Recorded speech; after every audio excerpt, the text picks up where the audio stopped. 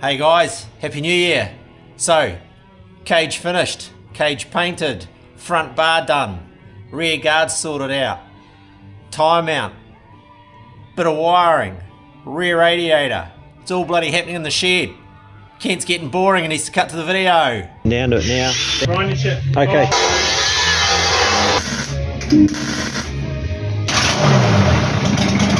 Hey! He's running!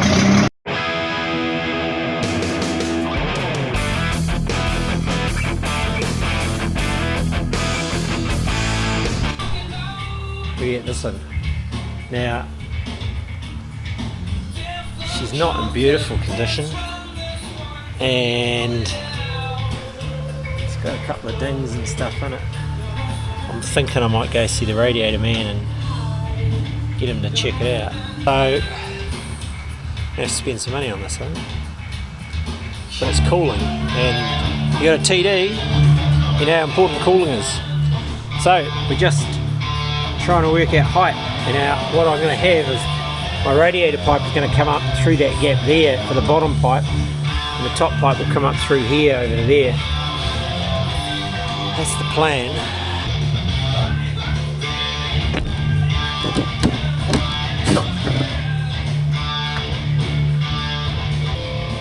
It's kind of close to where I want it.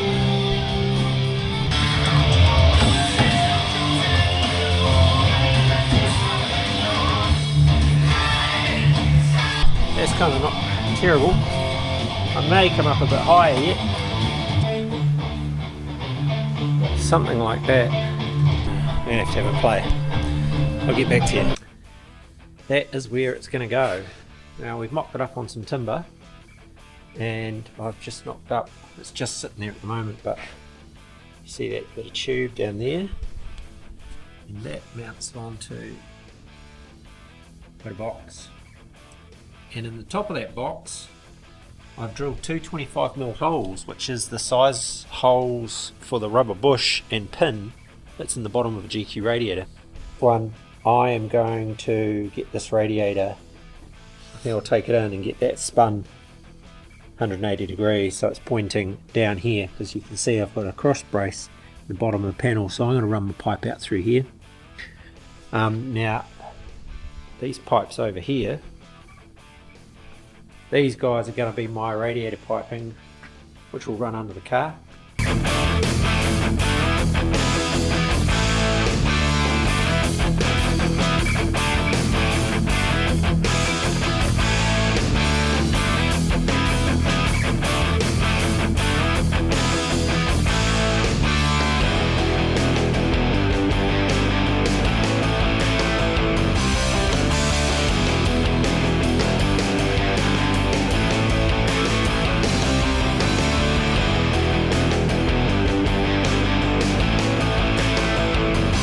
Okay, so what we're doing is a couple of Falcon fans. I use them on my other car and they're bloody good. Most jokers know that, so I don't need to tell you anything more.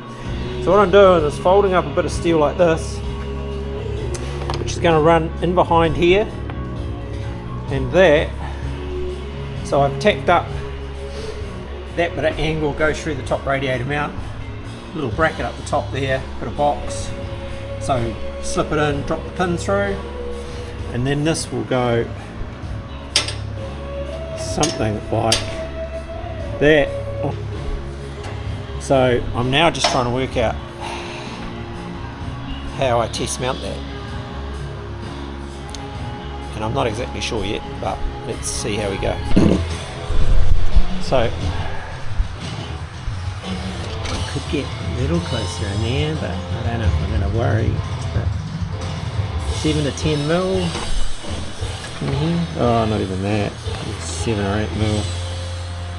I'll probably straighten that bend out a squidging. Up here is really good. Maybe 5 mil. So real shroud, like not touching the core, but she's pretty snug. You can see in there. She's pretty good. So these fans bloody haul ass. They really pull some air, so that should do the job. Just make up some brackets for these tabs here. Anyway, let's get on with it. One more job, bloody knocked over. About time.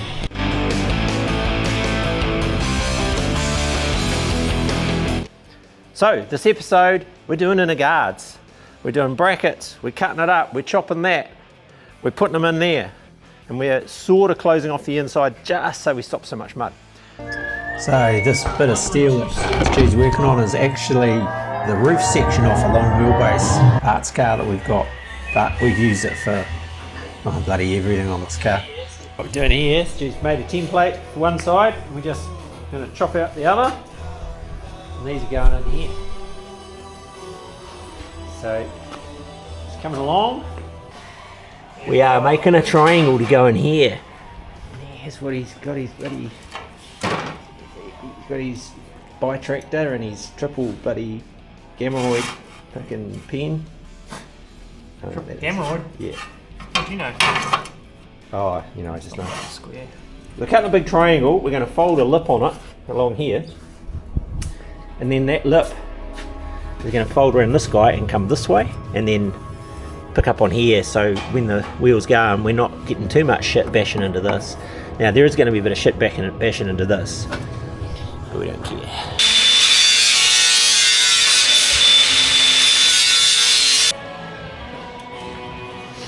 There is way easier, because if I put it there, I can't get a rivet in there. Anyway, and then we're doing this side. This needs trimming up and dropping in, and then those sides will be cleaned up with weld tabs on this side, and we're good to go. Stu's got his other side out. Oh, just that. Car's on that. Yeah, got it. Got that little in there. Bit of infill, that stays there. Oh yeah, okay. What's he got here? Oh yeah, other side, you good? Yeah. Yeah. I'm just going to get it tacked in place so that I can put the tabs on for rivets. That's going to work, I reckon. Yeah mate, that's fucking on it. I'm like, hey, That's on it. good job. Perfect. Smashing it today. It's all happening.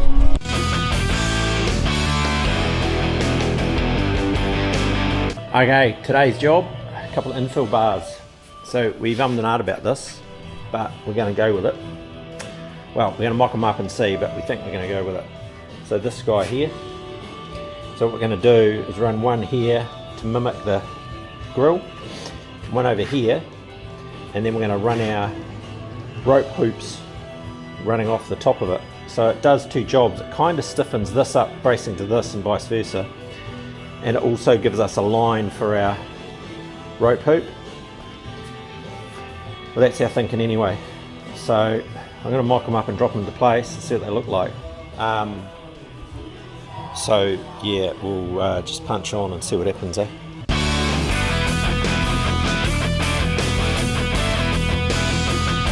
Basic tip on how easy it is to cock it up, right? Drew my lines, there's my hollow, perfect. There's my line, that end should have been a hollow. See? But I've done a high point, it's 90 degrees off. That's junk.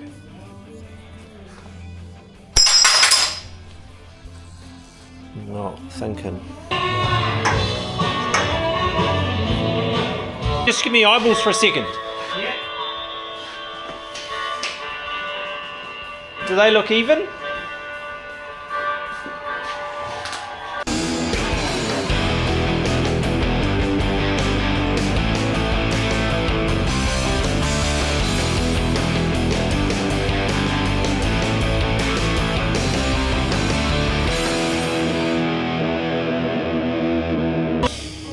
I don't know if I showed you this. So we've got these guys on. Got the light bar in. So that's ready to run some wires. And we are just doing this little camera. I have a camera mounted over the top of my winch drum, and they stay surprisingly clean despite the mud bogs that we go through. And you get a good view of how your rope's wrapping onto your drum. So if your winch guy is 40 metres up the track, you can stop winching before it runs off the edge or binds. And it's a cheapie. These cameras like, I don't know, Temu for 80 bucks or something. And I have a little monitor in the cab. That guy there. And so that comes with 2 cameras. So one of them is at the front of the car to monitor the winch, and the other one I will mount up on the top up here as a reversing camera. And so, because I'm getting old and I don't like turning around, I can look at the camera.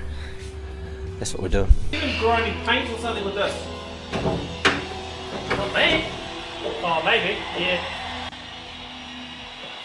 Nothing you're in there. You want to pinch my bloody welder?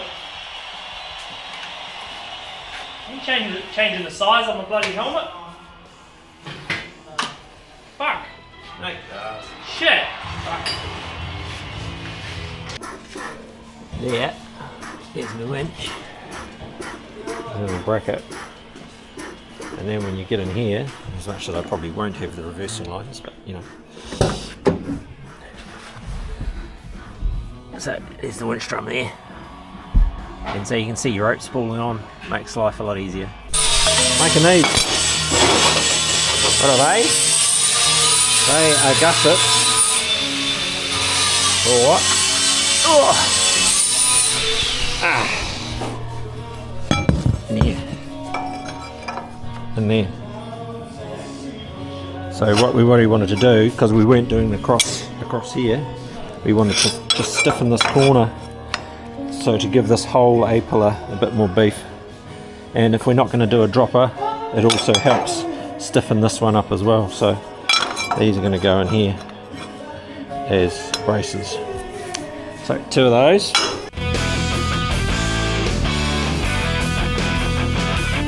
Hey, today, fuel gauge with the old sender. Now I don't know if this is going to work, but after doing a reading, gauges work off ohms, right? So the Nissan sender is a 0 to 90 ohm sender. So I have bought an aftermarket gauge which operates off a 0 to 90 ohm base. It's just an aftermarket cheapie, China, you know, whatever. And I'm sticking it in that hole there. So let's bloody sort that out and see what happens. Look at the state of that. So there is actually some logic in here. All these gauges are 12 volt feeds, but the lights are all 24 volt feeds. So I've got two feeds coming in here. These 2. That's all 12 volt. That's all gauge feeds from the engine. And then this is my 24 volt feed. Okay, so that's that guy in. So a little bit different to the others, but I don't care because it's cheap. And all it has to do is tell me how much gas I've got and it will do that. So yeah, they're all different. I had some, I had to buy some, but it doesn't make any difference, not really. So that's that job done. Let's pull some wire. Black on safaris is earth. I'm assuming so, but who would bloody know? Everything's a different colour. These are all pulled through, so I'm just going to hook this gauge up to a couple of positive wires and let's see if we get a fuel level, which will be bugger all because I've got no gas in it. I think every time I do wiring on a car, I pull an amazing looking loom, you know, like these guys, and I tack them, tie them up and run them around and hook them in, and they look bloody great. And then I realise I'm missing a wire, so I pull another wire. So I just spent last 45 minutes pulling this through for my gauge. Wake up. So, plugged in, wired up. Let's put some power, see what happens. Oi! Well, that's kind of good, but not so good, because it's actually got about 1/4 of a tank, not 3/4 of a tank. So maybe I need to, maybe F is fuck all and E's enough. I have to have a fiddle with this.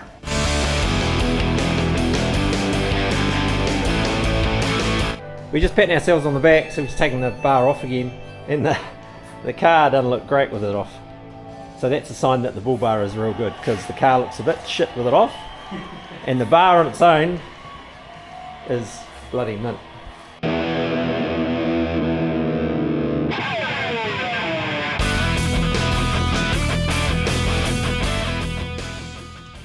So in a previous life, Stu did a fair bit of welding for an engineering firm, and he's the bloody master, so he's got that welder cranked right up on this thing.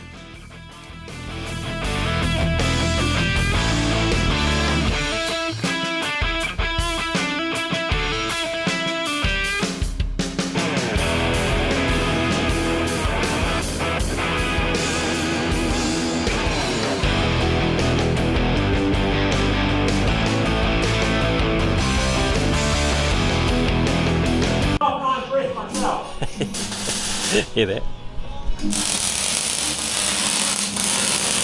You think you nailed it? Hey? You think you nailed it? Oh yeah. That gusset weld. Hey. That ain't going anywhere. Wait for the building down to it, but it is welding there. Yeah. Sounds hot. Hey? Sounds hot. I'm definitely not.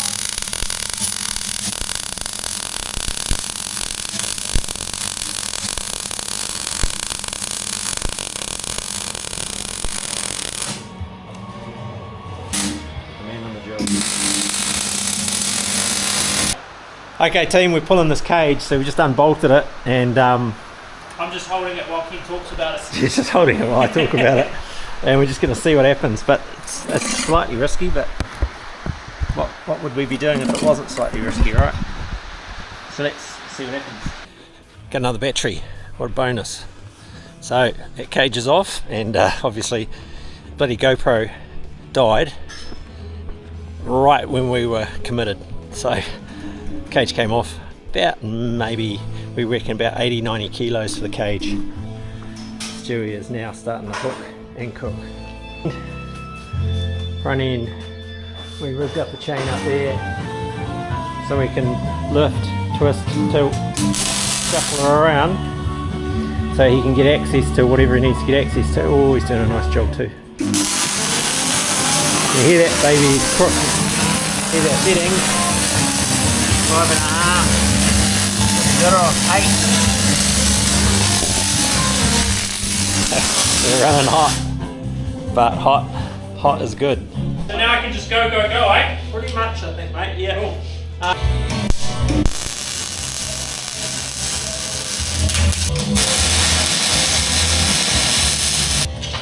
You good? Yeah? You? Got my social. Oh yeah. You do mine too? Yeah, mate.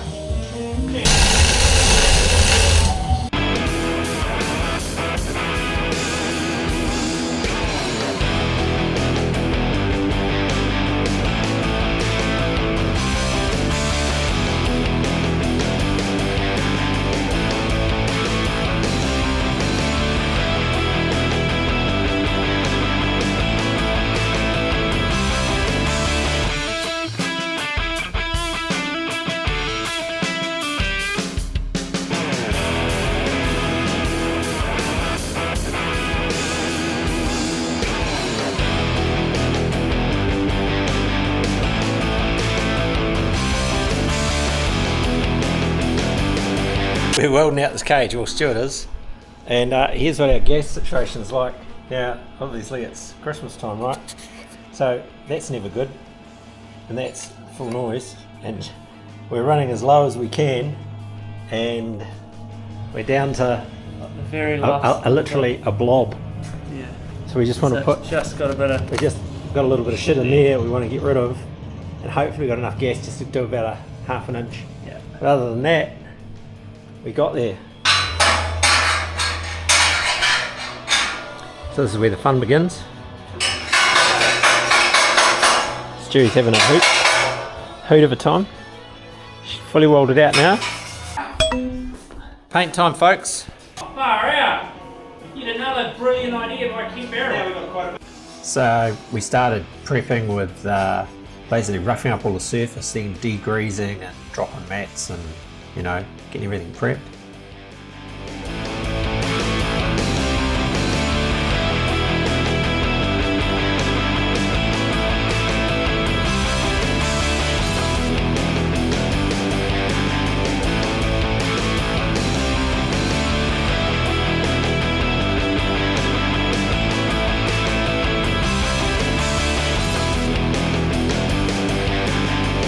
coat 1. And it's doing its thing too. Yes, it is black. What kind of black? Why would we go with anything but? Why would we go with anything but that? Eh? Now that's the stuff to get. If you're looking in the shops, look for that stuff. Don't get anything else. That. It's that. So it's hammerite black hammered. Given that we did the car silver, it's pretty cheap paint. It sticks like shit to a blanket, which we're just finding out with our hands. And it covers really well. And on a cage, you don't have to worry about losing a whole heap of it in the wind if you're spraying it. So brush it on. But it's come up real nice. So it's actually not super black. It's kind of charcoal, but it does have that hammered kind of finish. Almost metal flaky kind of. So yeah, pretty nice. So we're pretty stoked with it. I think it'll set off the car pretty nice. So there you go. Now we're gonna have a beer. Okay, very hard to tell where you've been, and of course with all the pipe work, 3 sides on each pipe, you know, kinda tricky. But super happy with how it's come out. Like just brushing it on. Hammerite's cheap. It's like 160 bucks, 2.5 litres, and I probably used half a can to do 2 coats on inner guards, the whole cage. So that whole cage has had a couple of coats. It's come up bloody shit hot. Tyre carrier, front bar, all done. So ready to go back on. But yeah, that hammered black hammerite is nice stuff to use, that's for sure. Kind of a silvery charcoal depending on the light you look at it in, but cool looking paint. Will look bloody awesome on the truck once we get it on. I've got a few touch-ups to do on the silver paint on the car, but once that's done then cage goes back on and radiator's in and we're bloody test driving.